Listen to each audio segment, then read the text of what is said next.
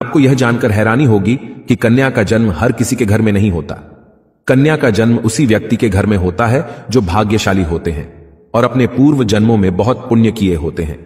आज की इस वीडियो में हम जानेंगे कि भगवान किस घर को कन्या के जन्म के लिए चुनते हैं और वह कौन से पुण्य कर्म है जिसके कारण मनुष्य पुत्री के माता पिता बनने का सौभाग्य पाते हैं। इसके साथ ही साथ हम आपको इतिहास में वर्णित ऐसी कई बातें बताएंगे जिससे आपको विश्वास हो जाएगा कि पुत्री का जन्म बोझ नहीं बल्कि सौभाग्य का विषय है। दोस्तों, महाभारत में एक कथा का वर्णन मिलता है जब एक दिन भगवान श्री कृष्ण से अर्जुन पूछते हैं कि हे माधव, किन कर्मों के कारण किसी को कन्या धन की प्राप्ति होती है, अर्थात किन घरों में बेटियों का जन्म होता है। तब भगवान श्री कृष्ण अर्जुन से कहते हैं कि हे पार्थ, किसी भी घर में पुत्र का जन्म भाग्य से होता है परंतु पुत्रियों का जन्म सौभाग्य से होता है। जो भी स्त्री या पुरुष अपने पूर्व जन्म में अत्यधिक पुण्य कर्म किए होते हैं उन्हें ही पुत्री के माता पिता और सगे संबंधी होने का सौभाग्य प्राप्त होता है। इतना ही नहीं, पुत्रियों के जन्म के लिए उन्हीं घरों को चुना जाता है जो पुत्रियों का भार सहन कर सके, क्योंकि तीनों लोकों में स्त्री अर्थात पुत्रियां ही ऐसी होती हैं जिनका भार हर कोई नहीं उठा सकता। क्योंकि जिस पुत्री को कई वर्षों तक अपना मानकर रखा जाता है, एक दिन उसका दान कर पाना सबके लिए संभव ही नहीं होता। वो पुत्रियां ही होती हैं जो घर वालों और अपनों की खुशी के लिए अपना हर एक चीज न्यौछावर कर देती हैं। हे अर्जुन, जिस दिन इस सृष्टि में बेटियों का जन्म होना रुक जाएगा उस दिन सृष्टि भी ठहर जाएगी और इस सृष्टि का अंत हो जाएगा।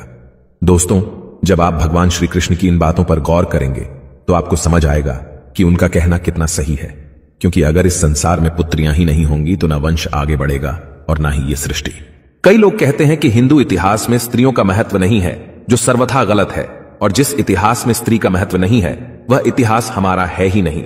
धन की देवी लक्ष्मी हो, दुर्गा हो या घोर रूप में महाकाली हो, नारी सर्वस्व पूजी गई हैं। दोस्तों, कहते हैं कि लड़कियां लड़कों से कम नहीं। इस बात की पुष्टि हमारे धर्म ग्रंथ भी करते हैं। वशिष्ठ जी की पत्नी माता अरुंधति ने वरुणदेव और इंद्रदेव को ब्रह्म ज्ञान दिया था। सभी धनुर्धर की भांति द्रौपदी भी शस्त्र विद्या जानती थीं। इतना ही नहीं, महाभारत में वर्णित है कि द्रौपदी अर्थशास्त्री थीं और युधिष्ठिर के राज कार्य में सहयोग करती थीं। यह असत्य है कि हिंदू धर्म में लड़के लड़कियों की इज्जत नहीं की जाती थी, क्योंकि द्रौपदी के वस्त्र छूने पर पूरे कौरव मिट गए और माता सीता के हरण से सोने की लंका जला दी गई। दोस्तों, जब रामायण में भगवान राम शिव जी का धनुष तोड़ देते हैं तो राजा जनक विवाह के लिए दशरथ जी को बुलावा भेजते हैं। दशरथ जी आकर जनक जी को प्रणाम करते हैं। आजकल आप देखते होंगे कि वर पक्ष के लोग ज्यादा घमंड में रहते हैं। वो लड़की के माता पिता को खुद प्रणाम करना अपना अपमान समझते हैं, जबकि राजा दशरथ के प्रणाम करने पर जनक जी उन्हें मना करते हैं तथा अत्यंत सरल भाव से कहते हैं कि आप दूल्हे वाले हैं, बड़े हैं, अयोध्यापति हैं, श्रेष्ठ हैं, ऐसा ना करें। तब दशरथ जी कहते हैं कि बड़े तो आप हुए क्योंकि आप दाता हैं और मैं याचक, आपकी पुत्री का दान हम लेने आए हैं, इसलिए बड़े आप हुए। हां दोस्तों, लड़की के पिता को गर्व होना चाहिए कि वह देने वाले हैं। शास्त्रों में बताया गया है कि मृत्यु के बाद पुत्र पिंडदान करे तभी पिता को मुक्ति मिलती है, परंतु एक लड़की के पिता जब उसे अच्छा वर देखकर ब्याह देते हैं तभी उनकी 21 पीढ़ियों को मुक्ति मिल जाती है। इसलिए हमेशा अपनी पुत्री को प्रेम दें जिसने आपके घर में जन्म लेकर आपको पुण्य का भागी बनाया है।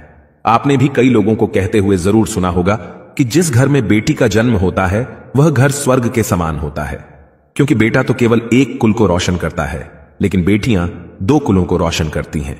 माता पिता के घर वह एक बेटी के रूप में अपना उत्तरदायित्व निभाती है और ससुराल आकर बहू के रूप में अपने कर्तव्य का पालन करती है।